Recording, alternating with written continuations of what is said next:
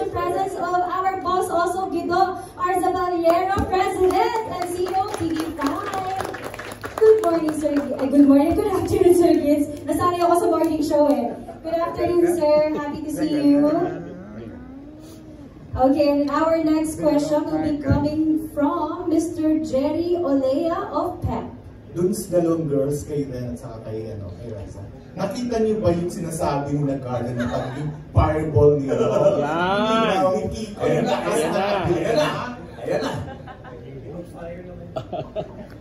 Ibang fire? Anong bang klaseng fire? Hindi nakatrabaho na si Kiko before. Kasi may ginawa kami po series sa Viva na mag-asawa kami. So talagang nakipag-ano talaga ako sa kanya, nakipag-collab talaga ako. Kaya usap ko siya mag-usap ko, ganito tayo kasi sarili natin itong story eh. Dapat ganito, yung ganyan, parang hinimay ko sa kanya yung hinimay kong script. Pinakita ko sa kanya para magsisync kami pag sa eksena. Yun. So madali naman po siya makausap at kalabaw. Saka hindi po siya magamit. So yun yung sabi ko po sa inyo kanina. Lahat po dito, yung co-actors ko, hindi po sila madami. Talagang super open nila kapag eksena mo sila. Ramdam na ramdam yung emotions nila. Kaya hindi po ako mahirap. Fire. Siguro, yeah, nakita ko po talaga sa kanya yun, 100% na kahit kailan hindi nawala sa kanya yung fire inside. Sobrang makikita mo kung gano'n niya kamahal yung craft niya. At kung ano talaga yung goal niya, sobrang linaw nun. Kaya sobrang ginagalingan niya. And ako thankful din talaga ako na siya yung kasama namin dito, lalo na sa mga eksena na lagi yung sinasabi sa kanya, Kiko, wala akong maramdaman, wala akong maramdaman. Lagi siyang nandyan, and titignan ka lang niya sa mata, alam mo na kagad, as in, hindi ka na malulost. Kasi nandyan talaga siya every time to support you. Kahit na anong eksena pa yan, kahit... Sex. Yun, yeah, totoo naman lahat ng mga sinabi ko nila. Agree. Last question ko from Cupcake. Cupcake, sa role mo, Benito, ang daming, na-enjoy mo ba na ang daming Ay, super enjoy! Oo, ramdam na ramdam ko, lalo na ngayon, malapit na ang eleksyon, nabihitin na ako kay Judge. Oo, ramdam na ramdam at kumbaga thankful nga ako na nabigay yung role na yun.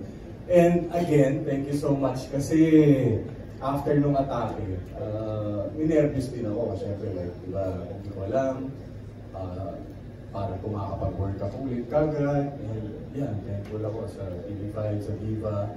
Kumbaga, galing pa lang dun sa atake sa puso. Kumbaga, pinagkatiwala nila yung role na ni Judge na mainitin ang ulo, palaging gusto ng away. So, di ba, pero na-enjoy ko dahil nga, yan, maraming mga bits and pieces na in real life, yun yung kinaiinisan ko, yung character ni Judge Benito. Thank you. Thank you, Sir Jerry. And now a question coming from Sir Rob Donglapon from Rappler. My question po is for Sir Sid. Considering yung grabe yung intensity ng mga scenes dun sa show, paano mo na-detach yung sarili mo after those scenes throughout the show? Detach? I think it's easier pagdating sa TV because hindi naman kami, I mean, although we have been working on the same characters for the same year, it's not like that's all we're thinking about. We still have our lives at home, right?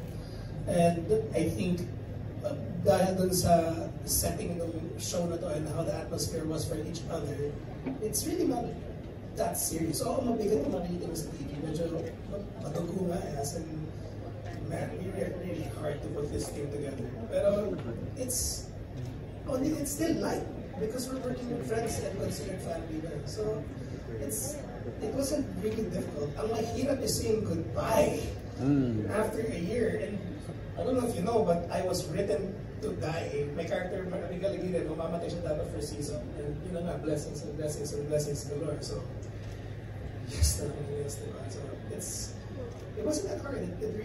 It's worth saying goodbye. Yeah, 100%. Yung next question ko lang kay Kiko, gaano kalaking confidence boost to para sa'yo, para sa career mo, and sa mga next projects? Super. Firstly, it was trial and error. Tapos yung susunod, it's gonna be all the good ones. So the next one is to be able to. Thank you so much. Thank you, Sir Rob Gamlapon. And now a few questions coming from Miss Angelica Villanueva of Manila Standard. Hello. First of all, congratulations po sa buong cast. Umabot po ito ng isang taon. Ngayon yung questions ko ay sa ating youngest member ng cast natin na si Althea. Ayan. Hello. I'm a fan actually of Althea. Yeah. Kasi galing-galing niya umacting. So, being the youngest, gaano mo pinaghandaan yung role mo dito? Since ang kasama mo dito, mga like veteran lang, matagal na sa industry. So, ayun. Actually, yung first ko pong shoot ko dito, kinabahan po ako, nanibago po ako, pero masaya po kasi somehow, may touch pa po sila ng Gen Z. Si Ate Ren, si Ate Kiko. Kaya, ayun, madali po akong naging comfortable po with them kasi they were very kind, they were warm.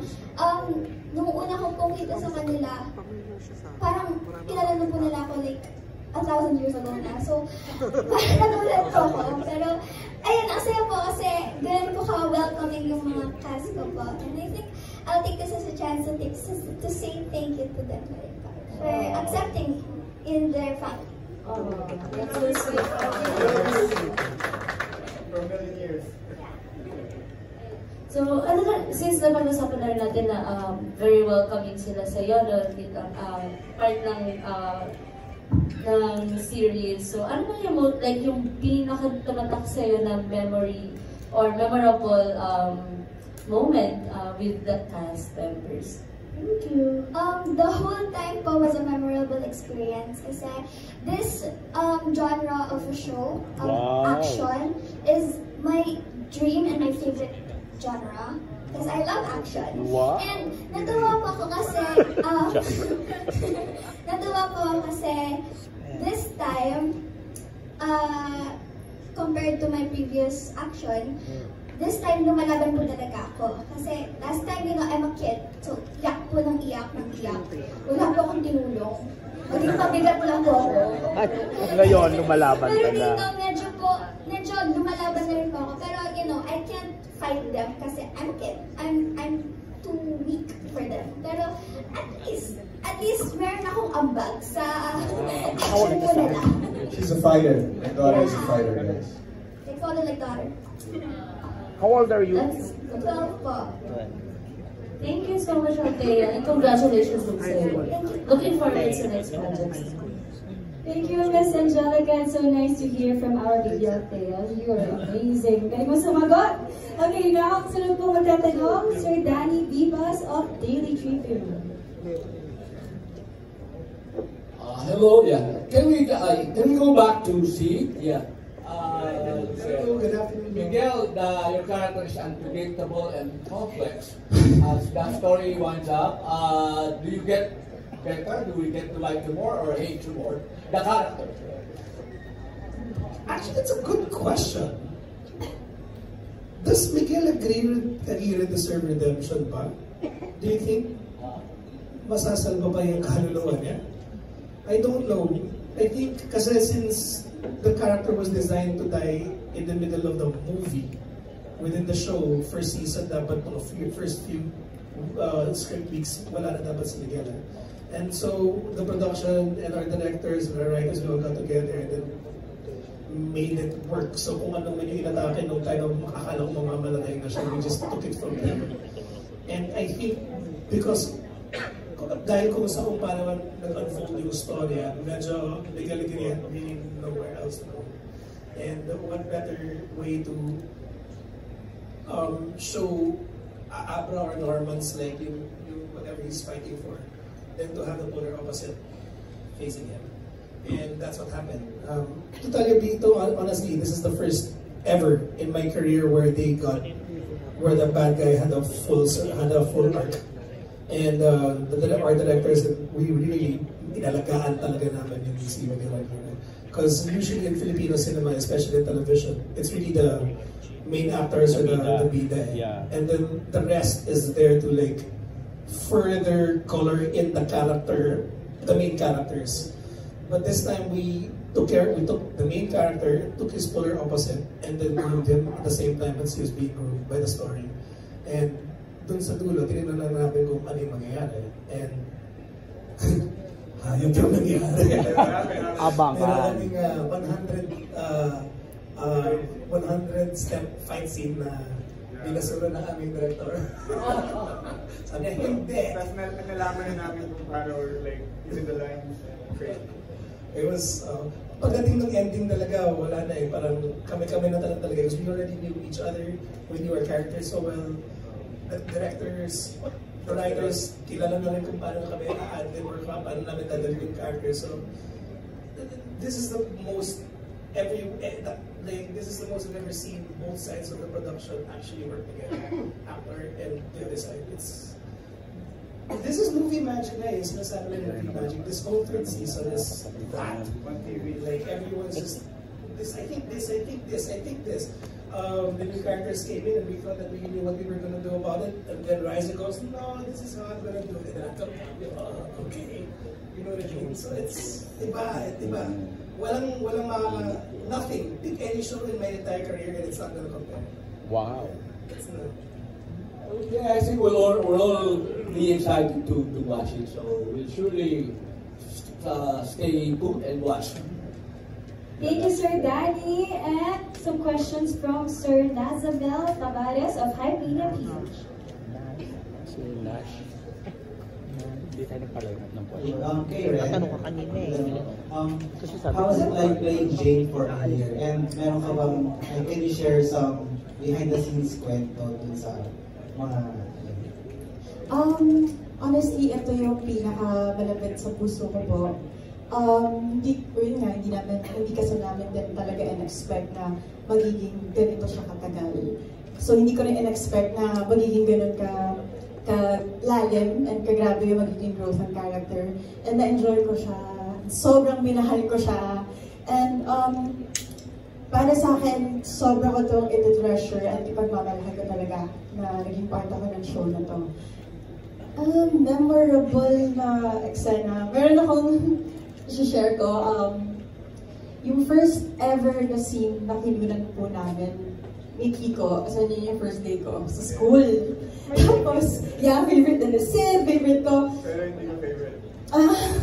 Hindi, kasi yung eksena po na yun, nagsabi ako kay Derek, kasi merong isang line dun sa bandang dulo na parang sabi ko, masyadong clingy agad. Kasi ito yung first time na makikita nila si Jane on screen. Tapos parang masyadong clingy agad siya, masyadong crush niya agad si Norman. Sabi ko, Derek, parang ayoko pong bitawan yung line na Norman, balang araw papakasalan din ako.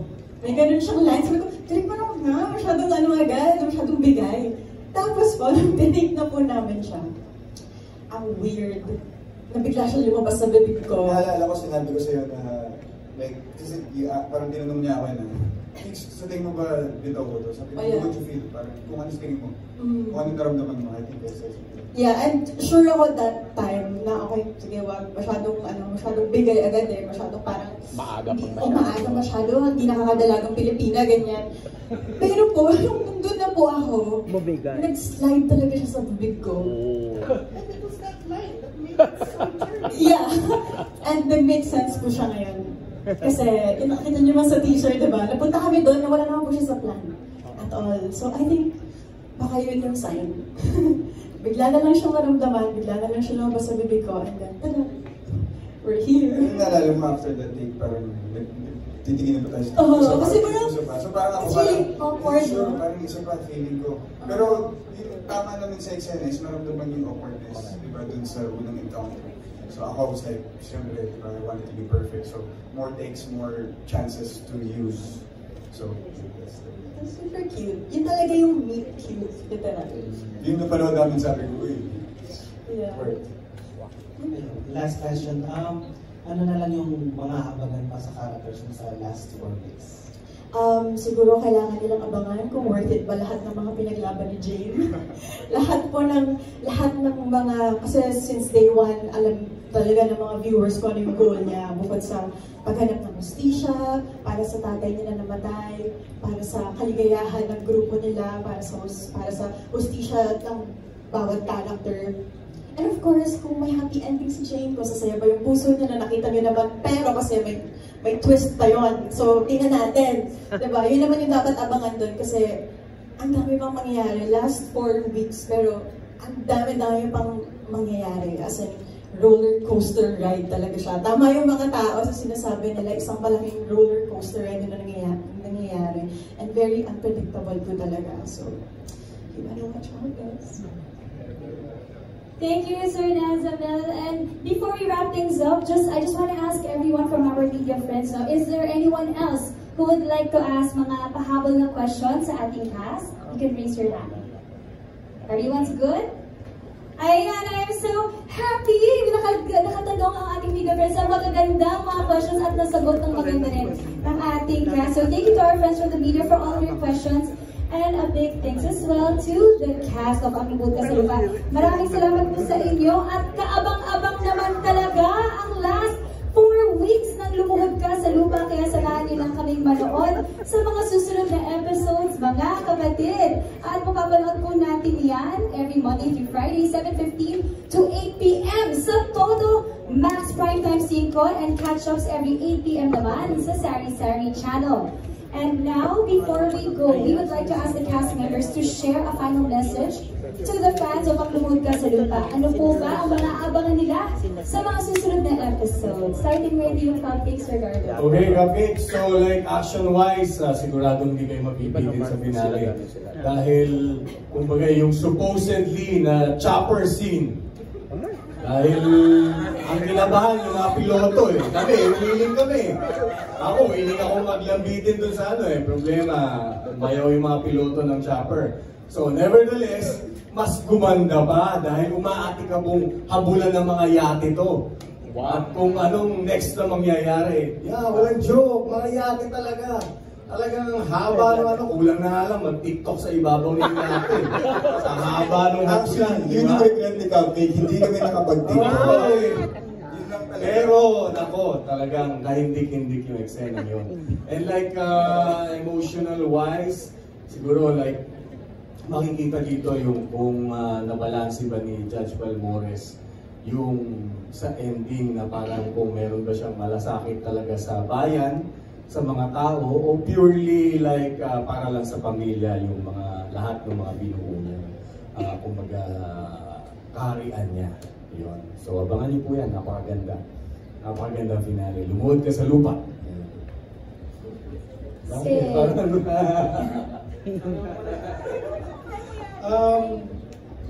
Okay. We all love what we do. Lahat kami. I mean, no doubt there.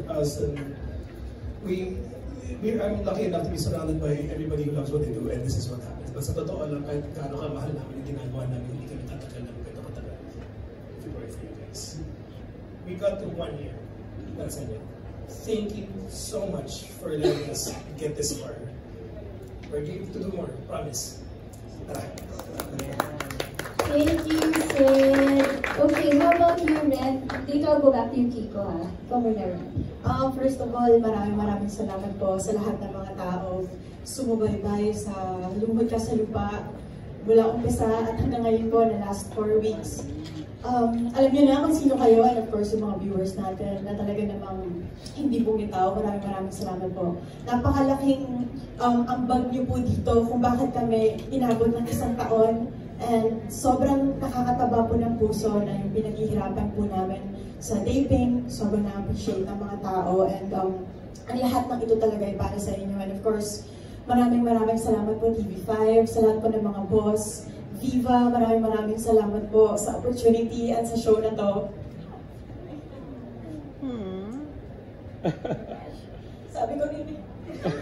Sabi ko na iyakin siya.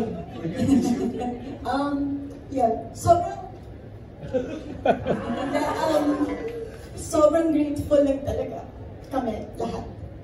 And hindi po namin ito makakalimutan. Kasi minahal po talaga namin yung show. And sana kapitan nyo kami hanggang last day. And yan, sana huwag nyo rin po kakalimutan lahat ng mga characters na minahal po ninyo dahil para sa amin, masterpiece. Minahal namin ang Lumuhod Ka sa Lupa. Maraming salamat po.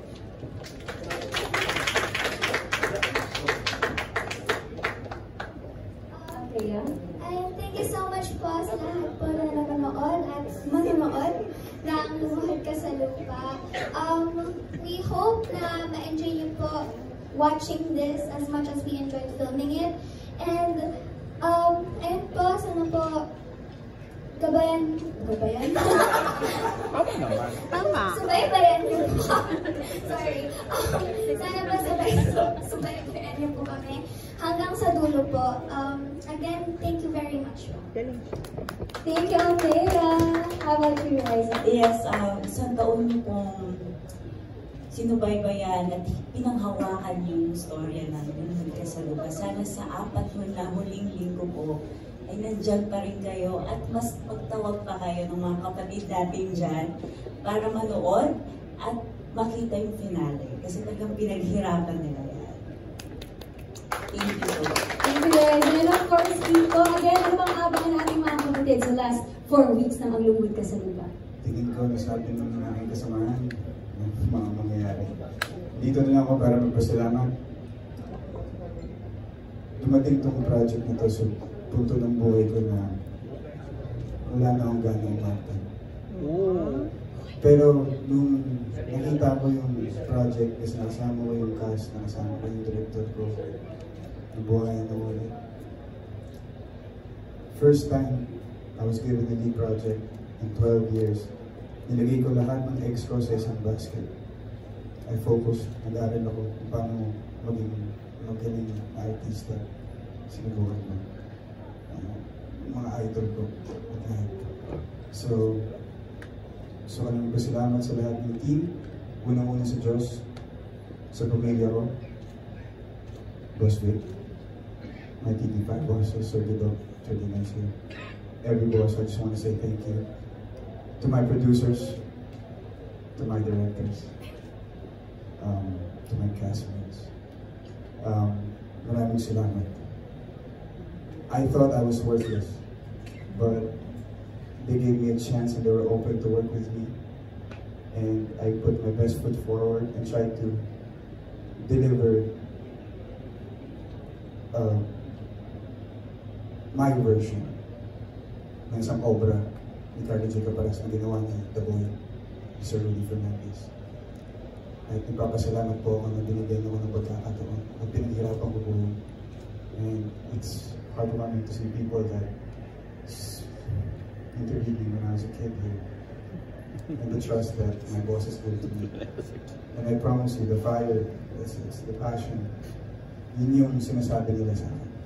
Last day, before TV had his last shot, he cried. I had this urge and niyakap siya. Niyakap ko siya. And then, you know, it's just like, it's family here. First time in my first project. And I promise you the next one, no mistakes. Wow. The next one, wait for it. I promise you. Wow, thank you so much for being here. And thank you so much to people who believe in me and supported the show and love me. Thank you. Thank you so much. Okay, to Diaz, thank you. And thank you. Just saying thank you to my, Yeah. I wish he was here because it's all for that. It started with that dream before. And people who are here know ever since I was. Thank you guys. Yay, thank you so much.